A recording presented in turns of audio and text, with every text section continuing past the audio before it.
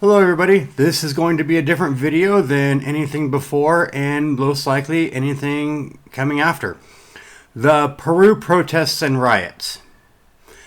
I see some stuff on the media, on Twitter, and basically pretty much everybody gets this wrong.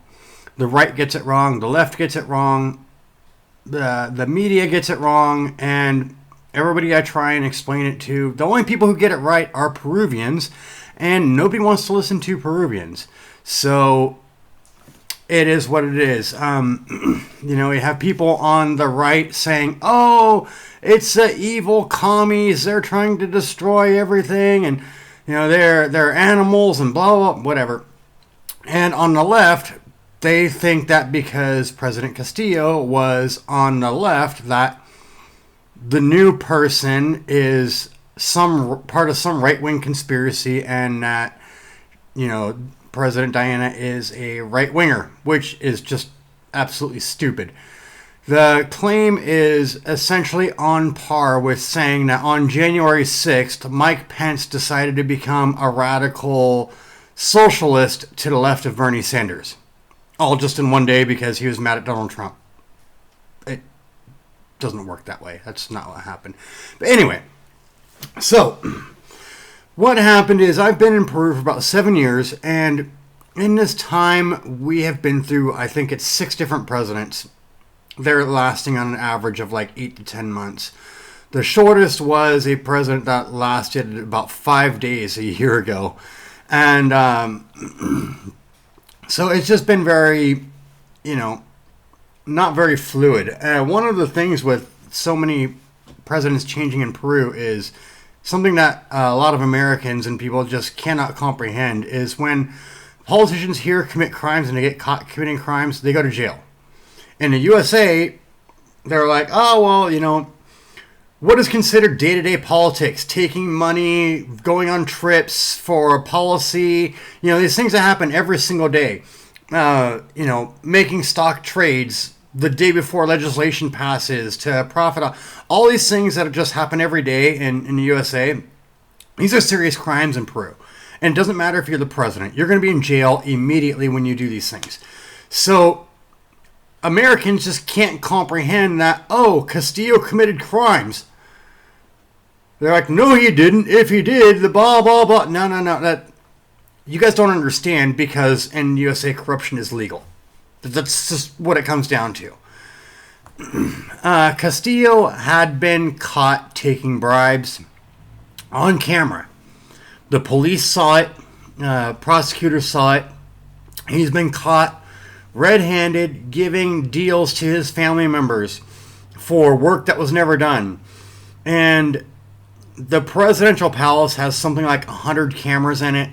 And when the prosecutors came to go seize the cameras to go look, he was like, oh, they all broke. All 120 cameras, they all broke in the past 3 days, and we just threw them away. We lit them on fire and completely destroyed them because they were all broken. But I didn't do anything wrong. It was an accident.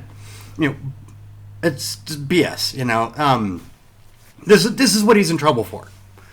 Not because, oh, he was trying to help the people, To go back a bit, he campaigned on promises of, taking away homes of people, anybody who owned more than one home. He was going to confiscate it, give it to the poor. He's going to tax corporations like 80%. He was going to nationalize the mines. He was very much campaigning on, we're going to turn the country into Venezuela. Literally, he was doing that. And the problem is he had a lot of support in the mountain areas where people are not very literate. He would campaign with a pencil in his hand, because so many voters to where he was campaigning to were illiterate and couldn't read his name. So he said, just mark the spot with the pencil on it, and that's why he would, this is who he is campaigning to. A lot in. These people aren't really bad people. They're far left. But what Americans don't understand is that the far left here is not like the far left in the USA. The far left in the USA is a bunch of people who live in the cities. There's a lot of good reasons to be, very liberal, and no matter where you are in the world, you want, you're poor, you're struggling, you want better health care, you would like some services, you would like college costs to be under control to, help you get somewhere in life. Totally get it. That makes sense. And, it's kind of similar to why people are far left here in Peru as well. People want a bit more. The problem is the difference is that the far left here is not like the far left in the USA. They are, I'm trying to avoid, politics here and things, but if you're a liberal in the USA and you think that you want to support the far left in Peru, you're basically saying you want to support the Appalachian, uneducated, high addiction, high obesity, the Trump supporter in Kentucky, rural Kentucky. That's kind of what's going on here. It's not the same as a liberal in the USA. And these people, they have no access to services. They have really bad health care. The roads are destroyed. There's no infrastructure. And there is very, very little ways to make money. So a lot of these people make money. Like in Juliaca, for example, where these protests really started ramping up, and in these mountain communities, there's a lot of counterfeiting. There's a lot of drug manufacturing. And they're not exactly upstanding citizens. And it's not that they're bad people. It's just, this is just a way of life. Like, you see videos of like people in Africa who are like burning electronics to extract the gold in pieces. They're burning the plastics, and these kids that are working in it, and they're like, well, how can you do this horrible thing to these kids? They don't know any better. They're just trying to make a living. It's kind of the same thing with these people in Peru. They don't know any better. There's no opportunity in the mountain communities, and they are struggling. And I get it. I get why they want more. But so you have this guy Castillo coming along and saying, "Oh, I'm going to take everything from all these rich people that live in Lima and the cities. I'm going to take everything from them and all these evil corporations, and I'm going to give it to all the poor people." And so everybody's like, "Oh, free money, great." Then a lot of people aren't working. They're doing what they can, but it's really complicated. And I'm not disparaging these people very much, but it is a really bad culture. I have family members who are from, this Juliaca and Peruno regions, and I have had conversations with them about very basic things, like, it's not good to steal. And they're like, well, sure it is. Everybody does it. It's no big deal. If you set your phone down and you turn around and then you don't want it, then that's what you get. Or like ripping off people in the markets, like they see American tourists and charging. They don't understand. Nobody's really putting thought into this, about why is selling drugs, why is selling cocaine bad? Like, oh, it's not bad, we just make the stuff and give it to these people, and whatever. And because of lack of education, because of illiteracy, they don't understand the grander repercussions of why it's not good to sell cocaine, why it's not good to counterfeit products, why it's not good to steal from your neighbor. And that's a problem that has to be addressed. But that's also a problem with, you have a president that comes and says, I'm going to give you all this stuff for free, I'm going to take it from these rich people, and to them it's like, oh yeah, this is just how things work. You steal and then you give it to other people. Anyway, I'm digressing. So the president was ousted. He was getting ready to have criminal charges filed against him, and for stealing, flat out, getting caught red-handed, stealing cash from the government, giving, fake contracts to his family members, and destroying evidence. And so his response was he was going to dissolve Congress, trying to keep him from going to jail. Congress, it wasn't a right-wing congressional coup.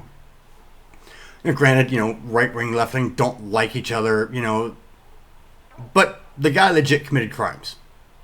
Flat out. He would have, it doesn't matter who did this. If it would have been Keiko Fujimori doing the things that he did, she would be in jail too. In fact, she went to jail just like 2 years ago for some similar things. She spent 9 months in prison. So this isn't a right-wing conspiracy. The same Congress, did the same things to another right-winger who ran against him for president. This is the way things are here. People almost can't help be corrupt, and being corrupt is illegal, and people go to jail all the time. It's not a conspiracy, and that's what a lot of people in the USA just don't seem to understand, is that they think it's this far right-wing conspiracy and that the USA came and there's a CIA coup to install a Marxist president. The current president is a Marxist. She's part of the Marxist Party. She's been for years. And she was chosen as Castillo, the last president's vice president, because they are very similar.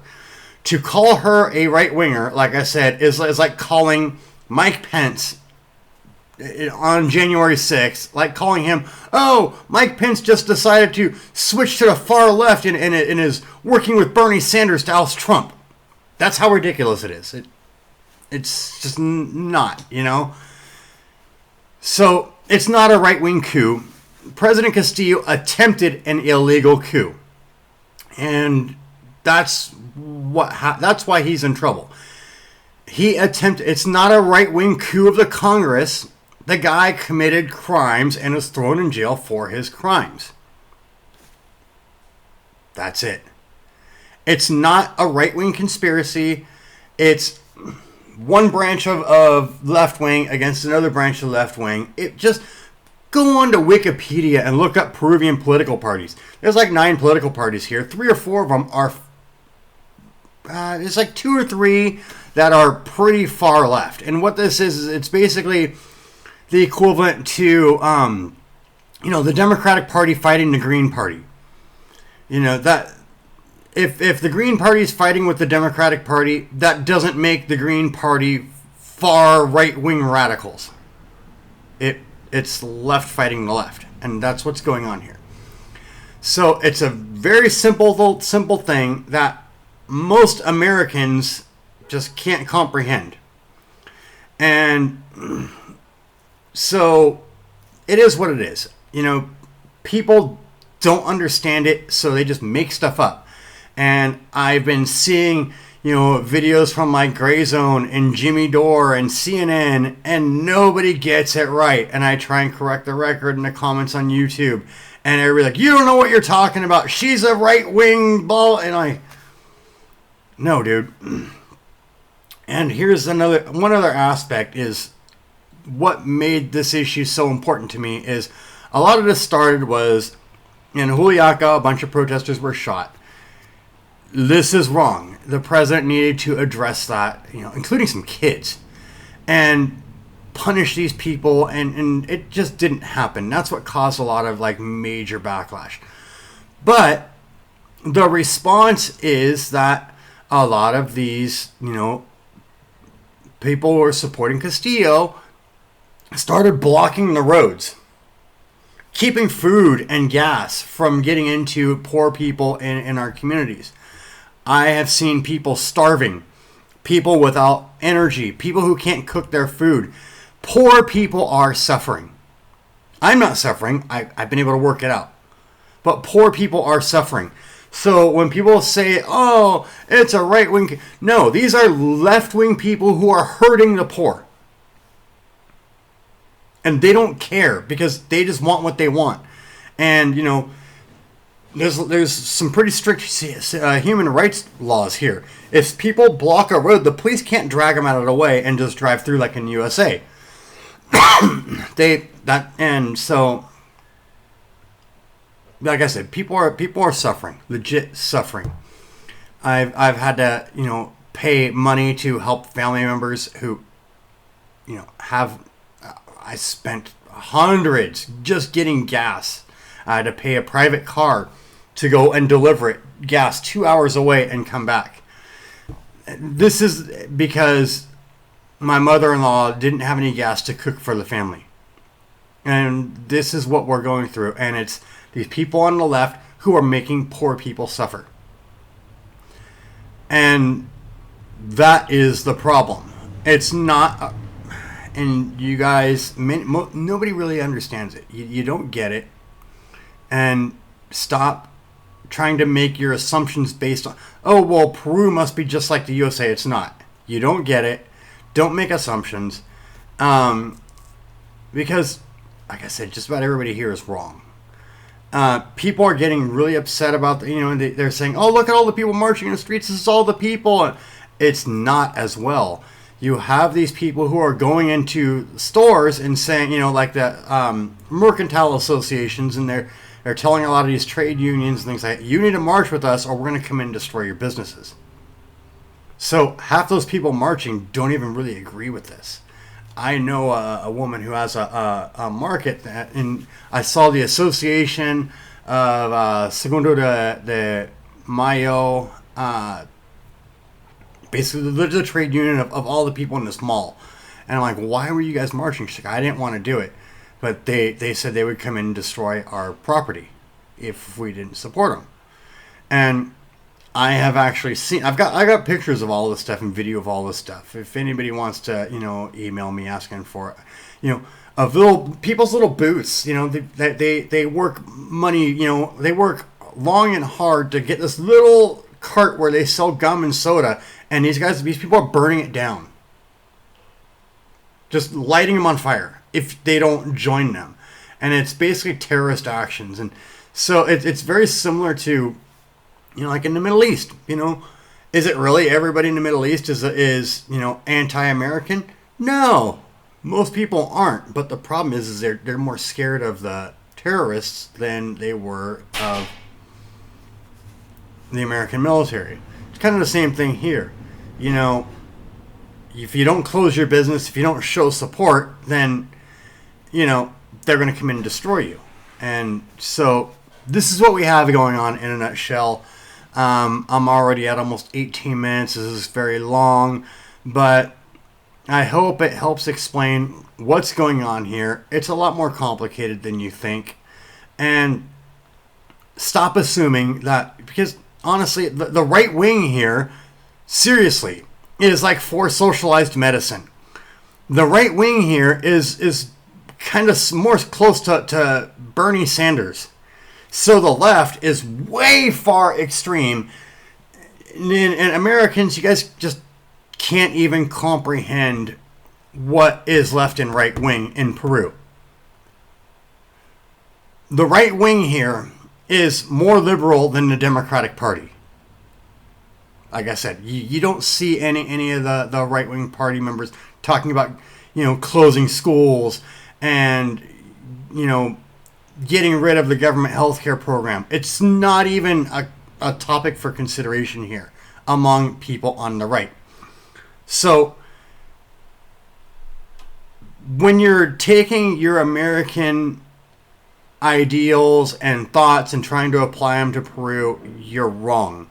And rather than just assume that you know better than these stupid Peruvians, these uncivilized, savage brown people, yes, Democrats and liberal people, that's basically what you're saying when you're telling people that they don't understand and that you understand better. You don't understand better.